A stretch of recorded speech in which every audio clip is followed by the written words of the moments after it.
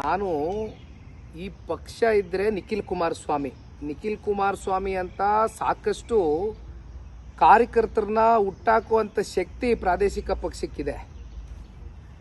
ನಾನು ಒಪ್ಕೊಳ್ತೇನೆ, ದೇವೇಗೌಡರು ಸಾಹೇಬರು ಸನ್ಮಾನ್ಯ ಕುಮಾರಣ್ಣ ಅವರ ನಾಯಕತ್ವ ಅನೇಕ ವರ್ಷದಿಂದ ನಮ್ಮ ಕುಟುಂಬದ ಮೇಲೆ ಅತ್ಯಂತ ವಿಶ್ವಾಸವನ್ನು ಇಟ್ಟು ಈ ಪಕ್ಷವನ್ನು ಮುನ್ನಡೆಸ್ಕೊಂಡು ಹೋಗ್ತಾ ಇರ್ತಕ್ಕಂಥವ್ರು ಸಾಕಷ್ಟು ಜನ ಹಿರಿಯರಿದ್ದಾರೆ, ಕಾರ್ಯಕರ್ತರಿದ್ದಾರೆ.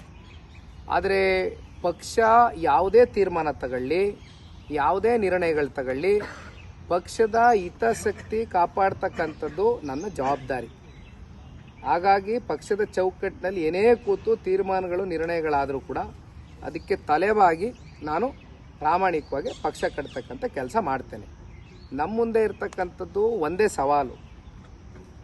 2004ರಲ್ಲಿ ಏನು ಸಾಕಷ್ಟು ಇವತ್ತು ಜನತಾ ಪರಿವಾರ, ಜನತಾದಳ ಪಕ್ಷದ ಔಟ್ಪುಟ್ಗಳು ಇವತ್ತು ಹಲವಾರು ರಾಷ್ಟ್ರೀಯ ಪಕ್ಷದಲ್ಲಿ ಇವತ್ತು ನಾಯಕರಾಗಿ ಹೊರಹೊಮ್ಮಲಿಕ್ಕೆ ಸನ್ಮಾನ್ಯ ದೇವೇಗೌಡರು ಸಾಹೇಬರು ಕಾರಣಕರ್ತರಾಗಿದ್ದಾರೆ.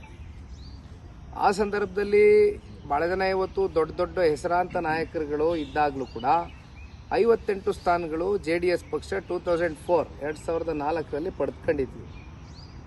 ಈ ಬಾರಿ ಮುಂಬರ್ತಕ್ಕಂಥ ಸಾರ್ವತ್ರಿಕ ಚುನಾವಣೆಯಲ್ಲಿ, ವಿಧಾನಸಭಾ ಚುನಾವಣೆಯಲ್ಲಿ ಅದನ್ನು ಮೀರಿ ಇವತ್ತು ಹೆಚ್ಚಿನ ಶಾಸಕರನ್ನು ಭಾರತೀಯ ಜನತಾ ಪಾರ್ಟಿ ಮತ್ತು ಜನತಾದಳ ಪಕ್ಷ ಒಟ್ಟಾರೆಯಾಗಿ ಹೇಳಬೇಕಂದ್ರೆ ಬಹುಶಃ ರಾಜ್ಯದ ಜನತೆ 224 ಕ್ಷೇತ್ರದಲ್ಲಿ ಕನಿಷ್ಠ ಪಕ್ಷ 150ರಿಂದ 160 ಶಾಸಕರನ್ನು ಎರಡೂ ಪಕ್ಷಕ್ಕೆ ಆಶೀರ್ವಾದ ಮಾಡ್ತಾರೆ ಅಂತಕ್ಕಂಥದ್ದನ್ನು ಹೇಳ್ತಾ, ಜೊತೆಯಲ್ಲಿ ಸರ್ಕಾರದ ವೈಫಲ್ಯತೆಗಳೇನಿದೆ ಇವೆಲ್ಲವನ್ನ ಇವತ್ತು ಮನಸ್ಸಿನಲ್ಲಿ ಈಗಾಗಲೇ ರಾಜ್ಯದ ಜನತೆ ಇಟ್ಕೊಂಡಿದ್ದಾರೆ.